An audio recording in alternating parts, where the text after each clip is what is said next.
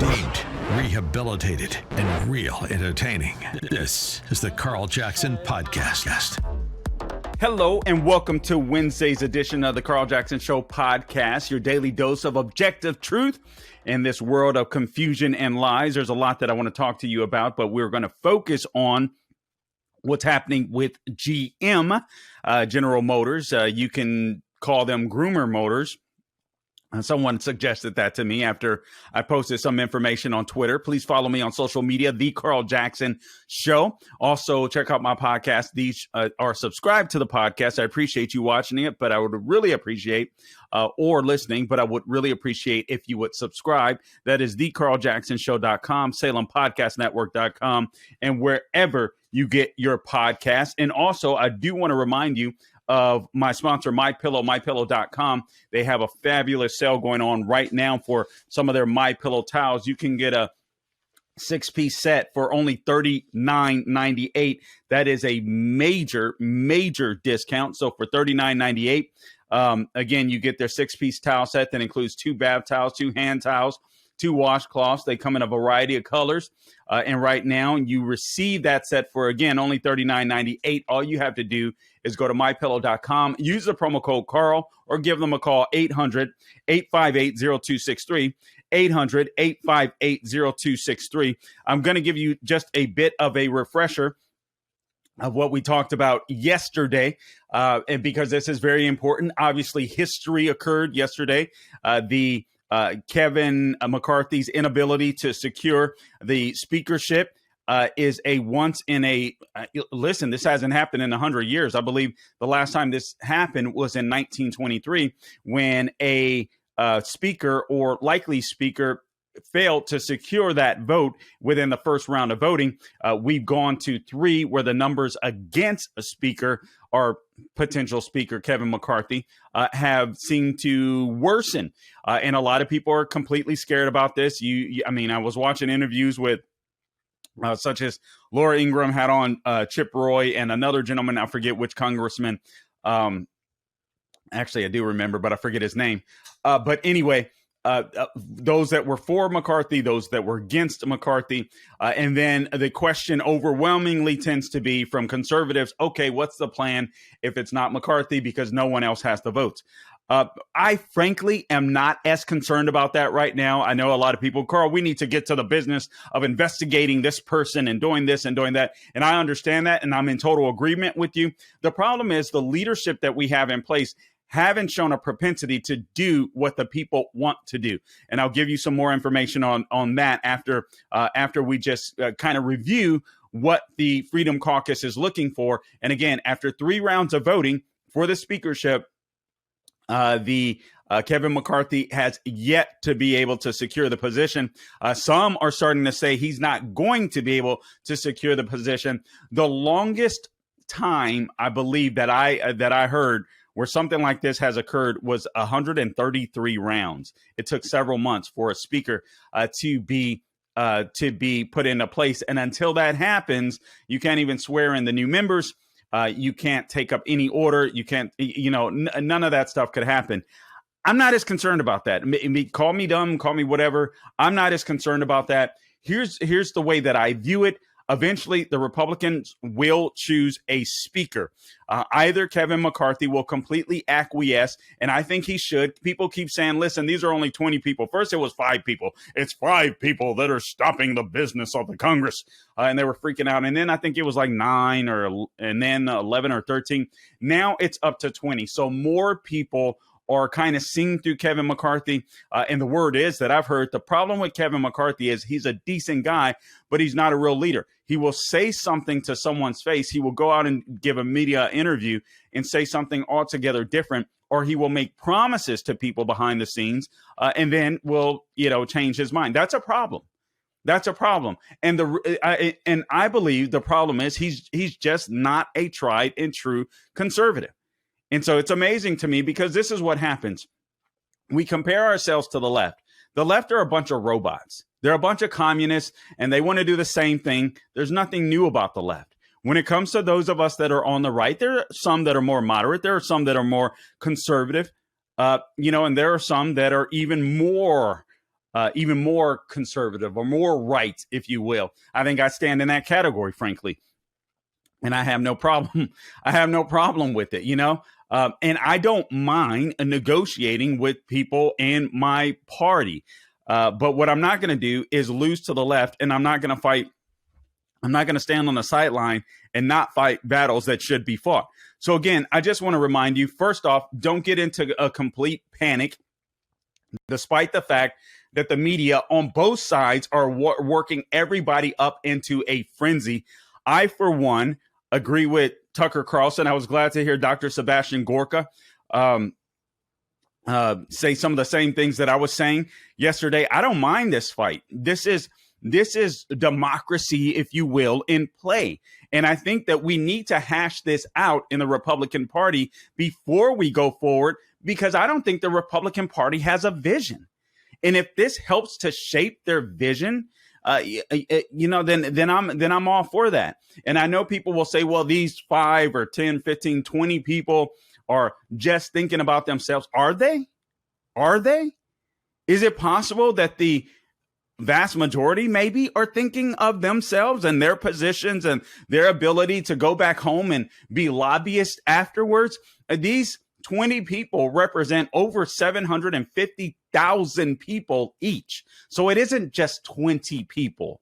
It's closer to maybe 15 million or something to that effect. It's a lot more people than the media lets on. And we never take the time to think about this.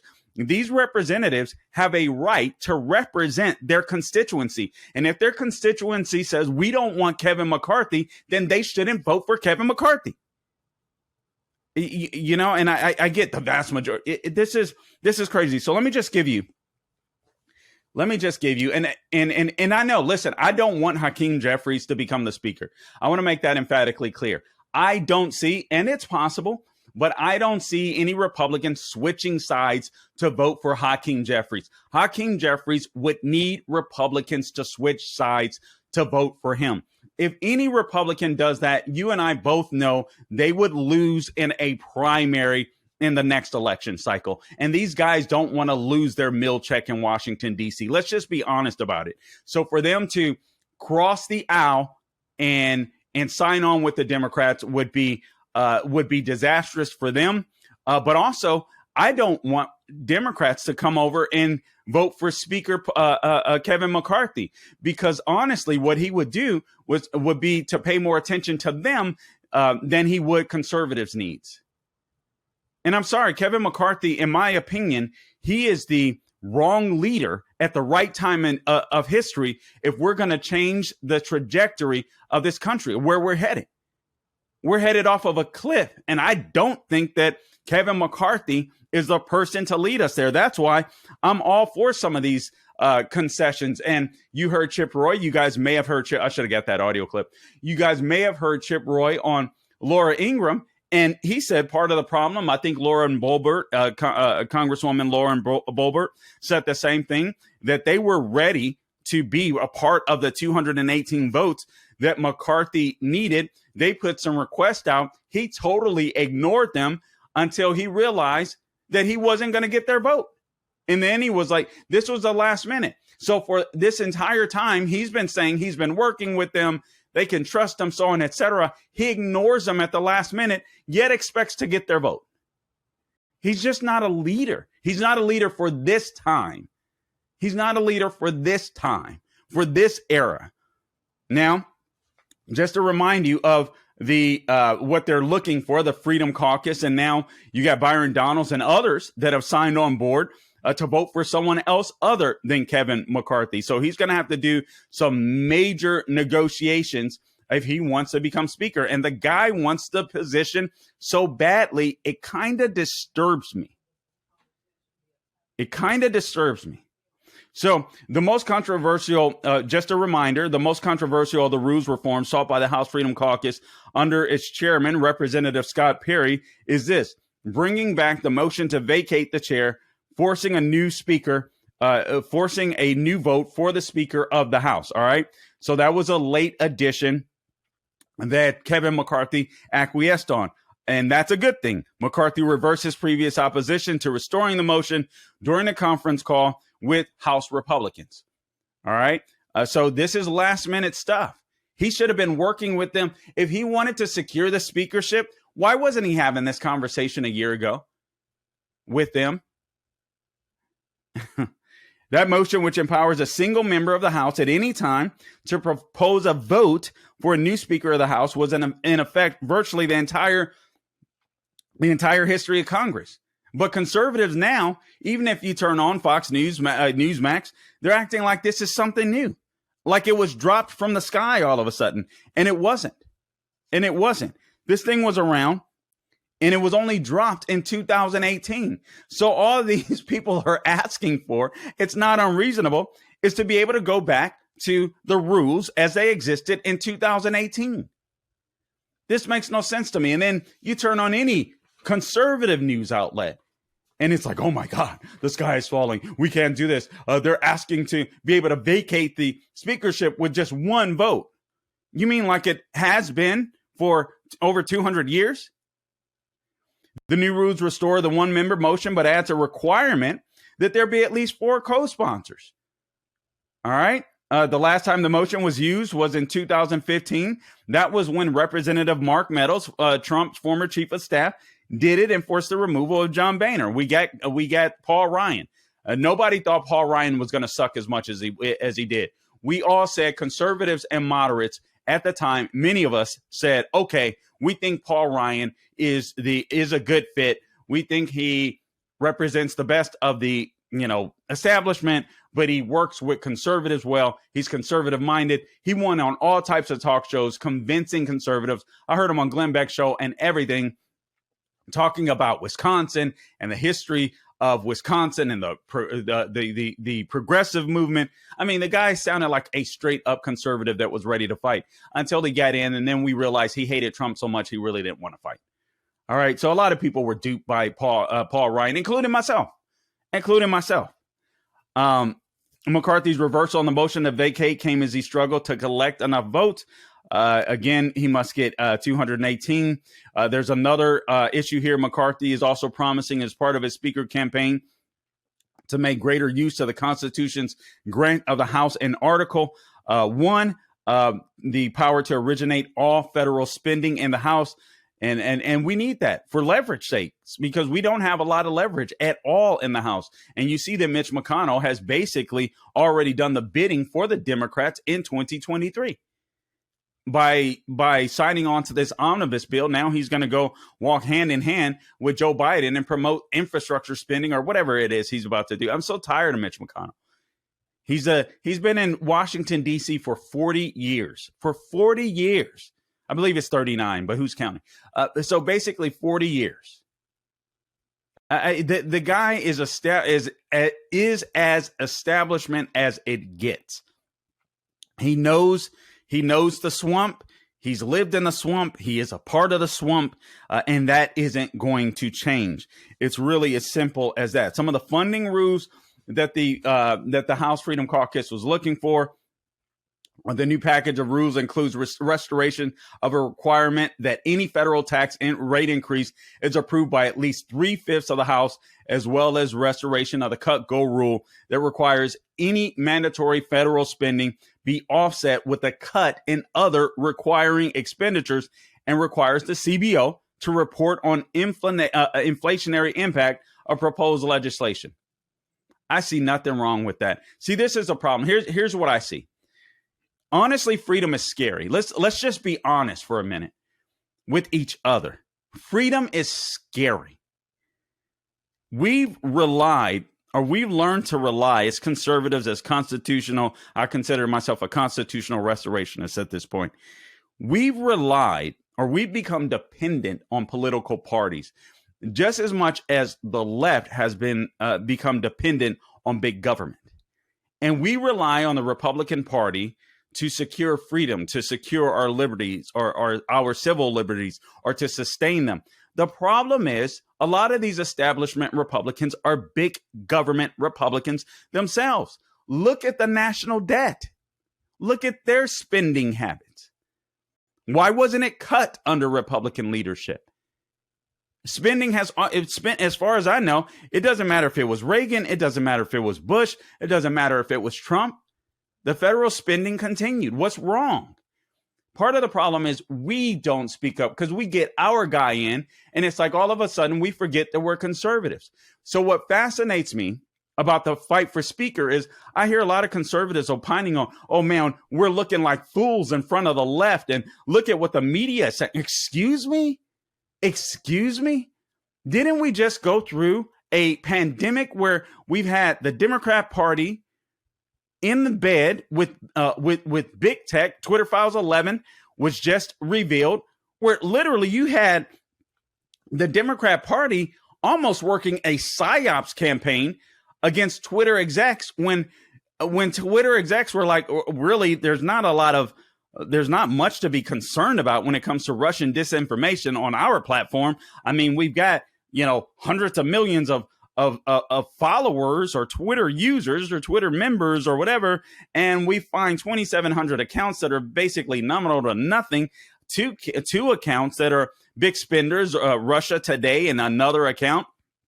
There's really not much going on with Russia. It didn't matter. The Democrats took that information and started pounding Twitter, scared the bejeebers out of Twitter executives because they were afraid they were going to lose ad dollars. So they started kissing the Democrats' butt.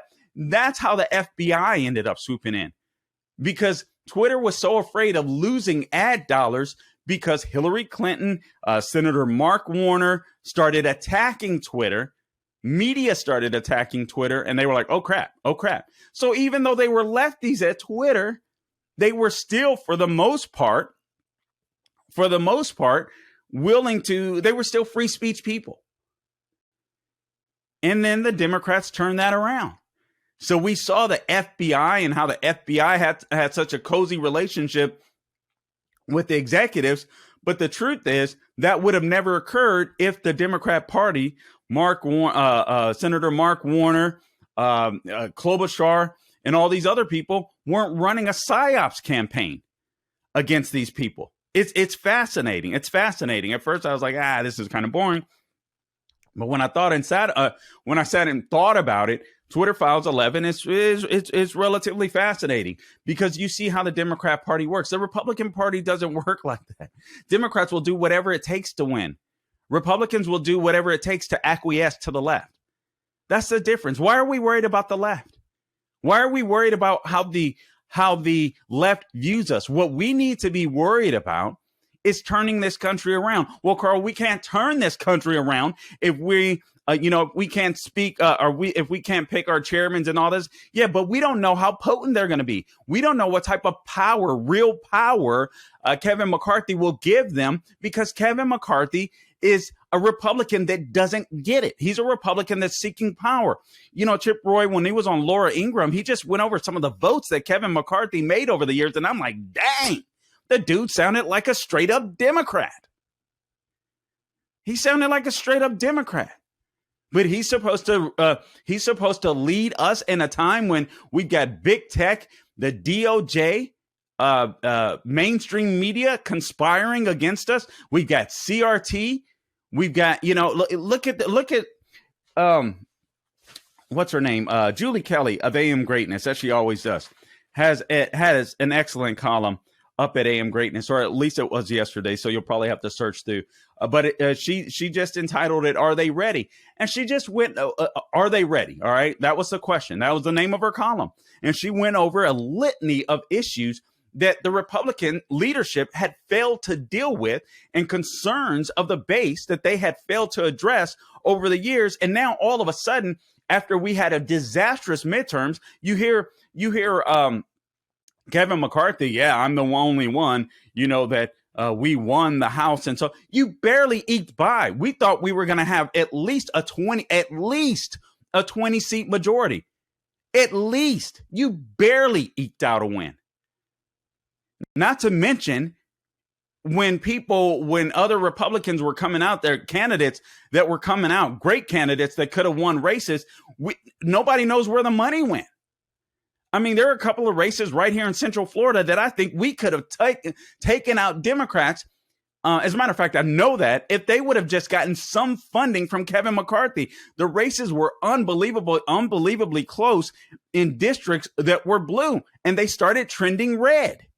No help, no word, zero, zilch, nada. Ted Cruz even came down and helped out. Scotty Moore was one of them. Ted Cruz even lent his support. No establishment leadership, none. We had this guy, Calvin Wimbush, in District 10. What's her name's old seat? Val Demings' old seat. Nothing. They didn't even pay attention to it. She was running against Marco Rubio. The Republican leadership could have come in and said, listen, this seat is now open and vulnerable. Nothing. Zero. Zilch. Nada. I mean, where were they? Against the rogue federal agencies. Have you heard, for all of you that are convinced that Kevin McCarthy is the guy, have you heard him talk about the J6 protesters? Or does he look like he's embarrassed to talk about the J6 protesters? Have you heard him talk about the plight of middle-class America, at least enough? Not enough, in my opinion.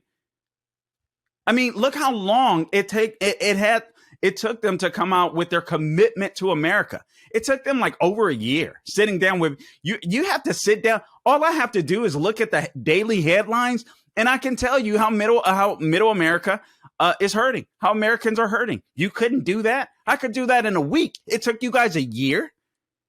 Seriously, that tells me you don't know your voters. Kevin McCarthy does not know his voters. What he knows is the process. And that's why so many people are desperate for him. He knows the process. And granted, that has weight.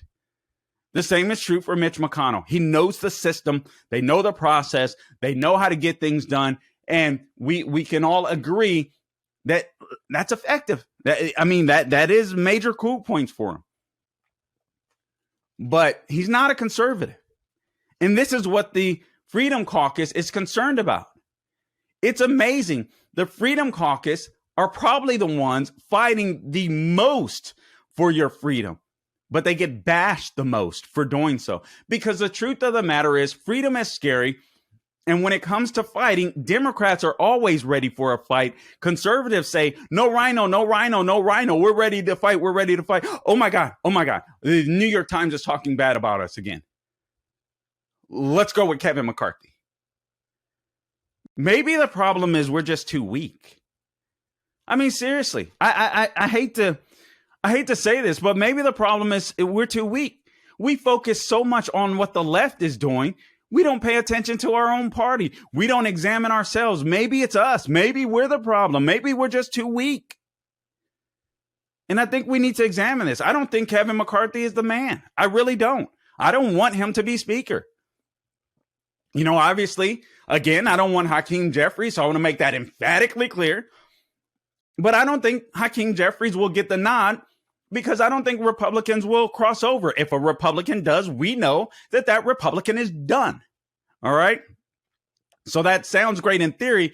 I don't think that'll play out. I don't know, but I don't think that that will play out. So these are things that we have to keep in mind. So don't push the panic button yet on this issue.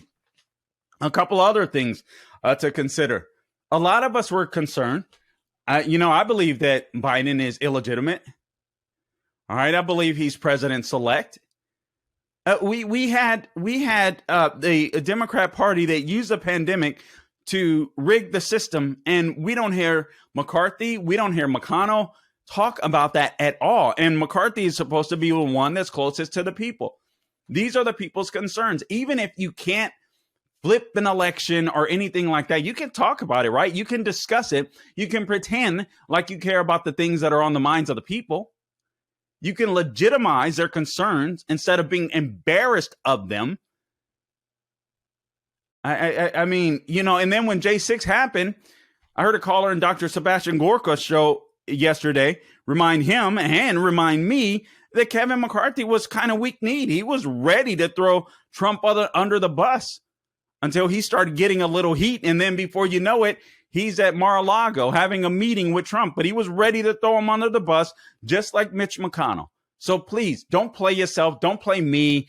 the guy isn't a conservative. And I'm not at all convinced that if he becomes speaker, somehow he's going to become this conservative overnight when he has even more power than he has now. I'm just not convinced of it. If, when you have core convictions, there are fights that naturally come to mind. When you believe in the Constitution, there are fights that naturally come to mind. You're not concerned about big tech working with Dems. You're not on that like stink on boo-boo. You're not concerned about GOP candidates being massively outspent. Yet what you did do, Kevin McCarthy, is spend money on or against conservative candidates, just like Mitch McConnell did. McCarthy isn't getting blamed for that. He did that. He did that right here in Central Florida. He took out a candidate, Anthony Sabatini. And we got a good candidate, Corey Mills, in District 7.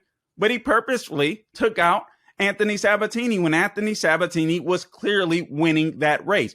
Spent over $1 million in negative ads right here in Central Florida. Why did Kevin McCarthy waste over $1 million trying to take out a Republican in a primary? Because that Republican, Anthony Sabatini, said he didn't want him as Speaker of the House. So he took him out. Over $1 million. I think it was like $1.5 million. That's Kevin McCarthy. That's the real Kevin McCarthy. And people in DC know it. But they know and they understand that he wants the job because nobody really wants the job. Jim Jordan definitely doesn't want the job. Trump doesn't want the job. Nobody really wants that job. And he knows the process. That's why people want him there. The Holman Rule is another thing that the Freedom Caucus wanted, which that's an on again, off again provision dating to the post-Civil War era, and that enables Congress to terminate funding the salary and benefits of any particular individual civil servant that's in the executive branch. I think that's a good thing. Pete Buttigieg isn't doing his job. Don't pay him. Let's see if he continues. American for Tax Reform President Grover Norquist, and this is somewhat of a review from yesterday, told the Epoch Times the Republicans caucus will adopt 2 rules that will stop much of the bleeding and begin to turn America around. First, any tax hike will require a 3/5 vote. We should have a say in our money and how our money is being taken and spent in Washington. All right. Second, any increase in entitlement spending, welfare, in other words, must be matched with an equal or gender, I shouldn't say welfare, but essentially it is Social Security, Medicare. You get it. Or greater reduction in entitlement spending and a cap on new entitlement costs and on taxes. That's a strong defense line. So again, any increase in entitlement spending must be matched with an equal or greater reduction in entitlement spending, because you can make these programs more efficient. You can get rid of a lot of the fraud and abuse and make sure that the people that are or have paid into the system and are deserving of some of the benefits for having paid into the system so long get their benefits without having to worry about fraud. All right. So these are very important things. They want the Freedom Caucus wants pandemic rules dropped. We want to get rid of this theater. We want to get rid of this theater. Also, in preparing for the expected onslaught of oversight investigations, particularly by the House Committee on Oversight and Accountability, formerly known as Oversight and Reform, and the House Judiciary Committee, the new rules require every House panel with oversight authority to make public an oversight plan no later than March. Pandemic rules dropped regarding reopening the House to the public, which they did. New rules also restore the longstanding requirement that House members be physically present rather than participating in these virtual hearings like Nancy Pelosi was doing. It all goes into the political theater that Nancy Pelosi tried to keep going with COVID because they wanted to make sure that they could keep their powers, their emergency powers in these blue states. All right, the mask wearing, the mandates, those are absolutely gone.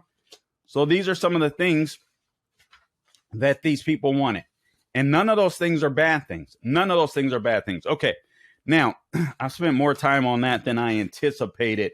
Let me get to this because this is very important. I want you to understand that just as important as the fight in Washington, D.C., even more so important is the fight that's happening in your backyard. And I think we're starting to realize that, whether it's CRT, DEI, SEL being promulgated and spread throughout our schools, K through 12, and into college and so on, and into corporations now. Something else is occurring that I think, I wasn't sure about this at first, but I think I agree. Actually, I know I agree with him now. And that is Matt Walsh. At one point, he said he thinks that the trans issue is a bigger issue than CRT. And I think he's right. I think he's right. And the reason why, let me take a swig here. The reason why is this: when it comes to CRT, you can make people mad at each other, right? You can divide. You can keep playing the race game, and Democrats can keep their power, keep their voting base. But with this trans movement, you depopulate. You lose the nation. I remember in a podcast I did last week, I believe it was, or maybe it was, anyway, an earlier podcast, I talked about ways in which the left could depopulate the earth.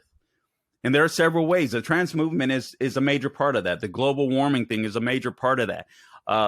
Women believing that all men are, that masculinity is toxic and not having nothing to want to do with men, or at least marry men. That's a big problem. Abortion is a big problem.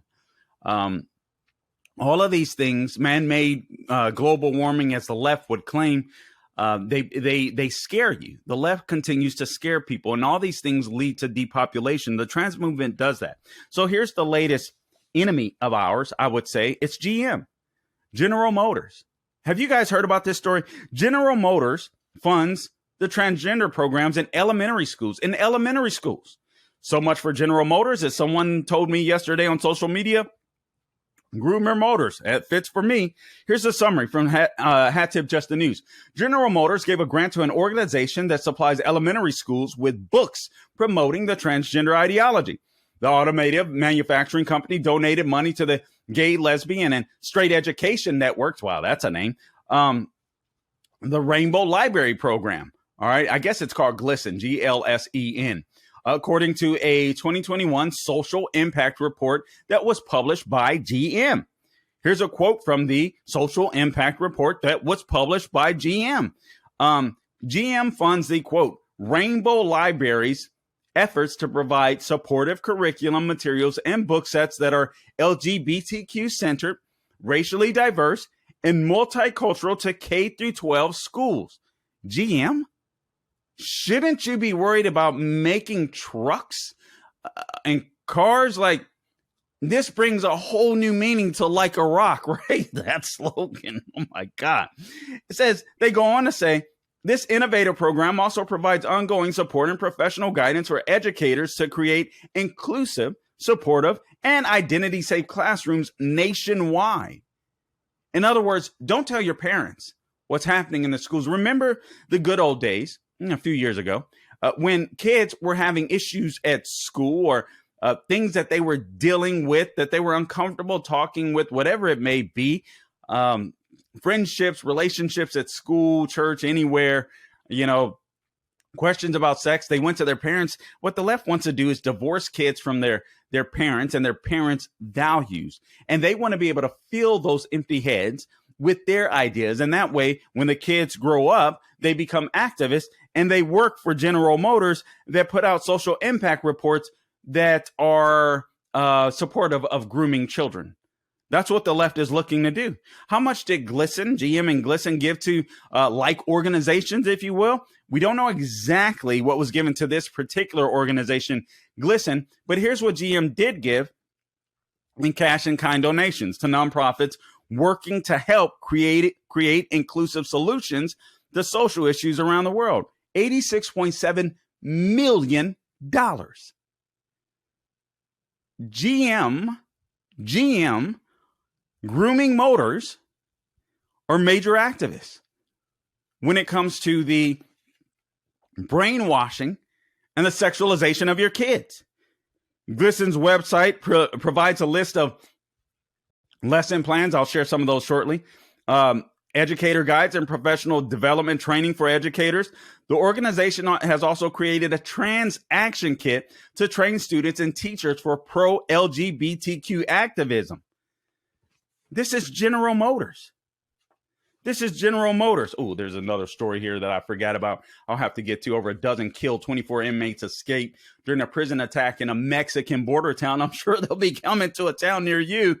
Thank you, Joe Biden and the Democrats and the weak, feckless Republicans who chose to take a trip like Mitch McConnell did to Ukraine to secure their borders, but has yet to work to secure our own. Thank you, Mitch McConnell and Speaker Kevin McCarthy, who just recently went to the border because he wanted to secure the speakership. This is why we don't trust the fool, okay?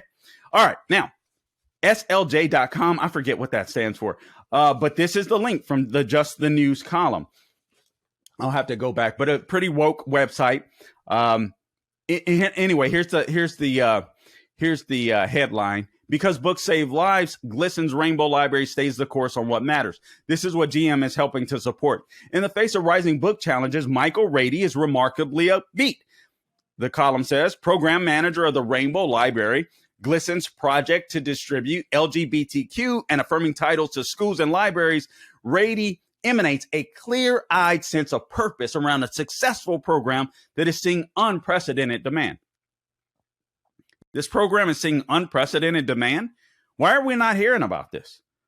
Why am I just hearing about this from Just the News? The Rainbow Library features 10 book sets geared for, listen to this, grades K through 2nd, 3rd through 5th, 6th through 8th, and 9th through 12th. So K through 12, all right? Titles are selected based on winning and nominated books for the Stonewall Award and the Rainbow Book List of the American Library Association, as well as recommendations from librarians, teachers, and students. Here's what Rady had to say. Again, Michael Rady is this project manager of the Rainbow Library Glisten's project, all right, to distribute LGBTQ and affirming titles to schools and libraries. Oh, man, that was a lot to say. But he says this, quote, we put a heavy emphasis on books that center the voices of BIPOC, LGBTQ authors, knowing they've long been underrepresented among the LGBTQ affirming books that are in schools and libraries. Is it possible, Mr. Rady, that they've been overrepresented? How did we go from like 3%, 1 to 3% of people thinking they were lesbian or gay to like 20% overnight? National average, 7.1%. You go to college campuses, it's 20+%. It's absolutely insane. How did that happen overnight? Maybe it's because this is being overrepresented because there's an agenda. See, these people, without God, these bigots, these perverts at GM and also Michael Rady and his group at Glisten, they have no purpose in life. So here's what they need to do. They want to make their lives matter by creating fights that don't exist in order to make their lives feel purposeful and meaningful. That's what the left does. That's who the left is. Any full-time staff member and participating in any participating region may apply to receive a rainbow set, and distributions take place twice a year with the support of corporate and private donations. I wish you guys, actually, I'll have to put a link on my social media because I want you guys to see the maps of where these things are taking place, where these books and these trans kits are being distributed. It is across middle America. The map shows they're not worried about any of the left-wing states. California, unmarked. New York, unmarked. Massachusetts, unmarked. All of these places they're not worried about. They're getting these programs into middle America virtually unnoticed. They are bombarding Kansas. They are bombarding Missouri. They're bombarding the Beltway or the Bible Beltway. And we're not doing anything about it. They say libraries are safe spaces. They say what we hear, and despite the media pushback, the legislative pushback, we've seen it in Florida, thank God, but they're still trying to get stuff done in Florida. The left is with this, with these types of books and programs. Ron DeSantis, thank God, is pushing back on this hard. Hopefully, our Republican legislature, we have a super legislature. That doesn't mean anything necessarily because most of them are weak and rhinos. I hate that's been the truth. I think that's why Ron DeSantis shines so greatly is because there's a lot of rhinos that simply don't shine. And that's why we haven't got a lot done in Florida. Rick Scott came in. He did a lot of great things, but he screwed us on the Second Amendment. but he did a lot of good things beyond, he did a lot of good things too, but he really screwed us on the Second Amendment. But I mean, fighting the establishment here in Florida was like gnashing teeth. It was insane. So just because we have a super majority, that should mean something. But keep in mind, Ron DeSantis is going to have to force many of them to the right. All right. So despite the parental legislative pushback nationwide, there's been little pushback on the GLSEN program because they've been systematically getting their programs issued into libraries. And then when librarians are challenged, they're confident the librarians will prevail and can handle it because these people that are familiar with this program, they talk about the landmark Supreme Court ruling in Island Trees versus Pico of 1975, where they cite the First Amendment and barring a school board from pulling books from school library shelves, describing libraries as places of voluntary inquiry, quote unquote. So that means that some of you are going to have to get on the ball. Make sure you call your governor's office and make sure that your state legislature bans this perversion from some of these libraries. And listen, I'm for let these people go buy them themselves. But when you're trying to intentionally sexualize kids, I believe that you've crossed a moral barrier. But they're distributing in places like rural Kansas, heavily indigenous parts of New Mexico, again in Missouri. They're getting this stuff in places that they would consider where conservatives are. New Mexico, not entirely, but they're getting it into heavily indigenous parts of New Mexico. Isn't that amazing? These people never stop fighting to destroy America, and they've got allies in middle America. Educators should know that they have allies on the ground. The Missouri Association of School Librarians, for example, librarians stood up for queer-affirming books in an early show of support of the Rainbow Library. This is amazing. And GLSEN has 48 chapters around the countries. The book displays are encouraged. Adds Rady to, quote, show everyone that the school library is a place that is safe, supportive, and inclusive for LGBTQ people. They got tons of resources here from National School Climate Survey. 19% of LGBT students were taught positive representations of LGBTQ people, history, or events in their schools, while they're just trying to sexualize our kids. They're trying to turn our kids into radicals. And this is going under the radar. This is going under the radar. So we should be concerned about what's happening in Washington, D.C.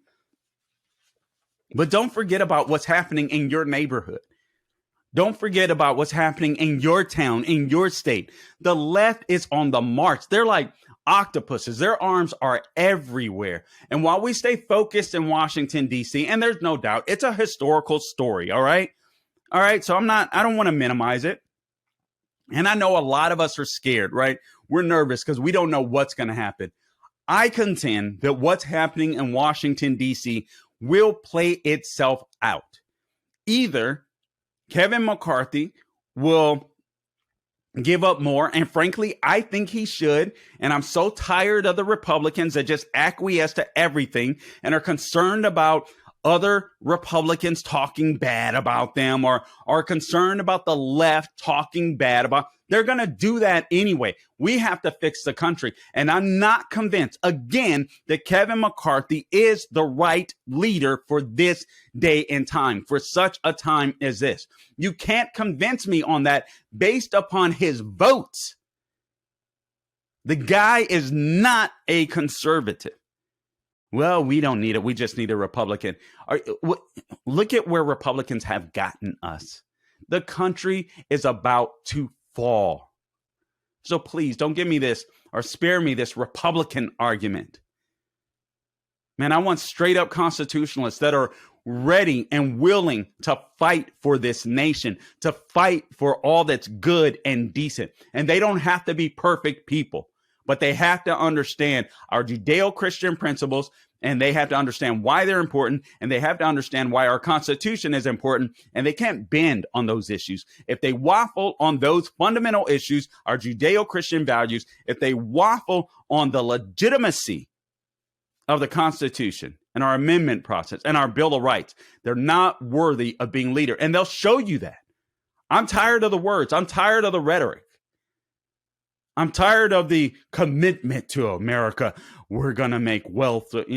We're going to make the nation wealthy again. Really, how? By spending like you have in the past, like drunken sailors? Like how? When it takes you a year to come up with a plan, how? Give me a freaking break. Do you realize that? It took Kevin McCarthy a year plus to come up with a commitment to America. Yet, we want to make sure that he becomes speaker within hours. No, sorry. I'm not convinced, and I'm not concerned. Again, we have historical data and evidence. 133 votes before a speaker was chosen. America didn't crash, and I don't think it's going to crash now. I think that the nation will be better for this debate right now. I really do. Just closing, I just want to make you aware. Hat Tip Daily Wire, over a dozen killed, 24 inmates escaped during the prison attack in Mexican border town. At least 14 people died. Another 13 were injured during an armed attack on a state prison in the Mexican border city of Juarez on Sunday. That's a border town, folks. According to the Chihuahua State Prosecutor's Office, attackers descended on the Cerezo State Prison in armed vehicles around 7 a.m. And no, Gabe was not in there. And opened fire on guards. Fox News reported the prosecutor's office said that 10 guards were killed along with 3 inmates before Mexican soldiers and police regained control of the prison around noon. At least 24 prisoners escaped during the incident. I'm sure, listen, if they need some place to go, if they want to be secure, America's is wide open for you guys. So come on. Because that's exactly what's going to happen. We know that, right? Or the Mexican cartels are going to use them to help run their operations, sending more fentanyl into the United States, assuring that China continues to kill us with their fentanyl. Absolutely amazing. 5 men were arrested and 3 suspected attackers were killed after a police chase and shootout, according to Juarez Mayor Cruz Perez Celular. Some inmates reportedly stole vehicles in the city after busting out of prison. The rest of the Cerezo State Prison is considered one of Latin America's most dangerous institutions. Government officials say it is controlled by an organized crime group that has ordered attacks in Juarez from inside of the facility.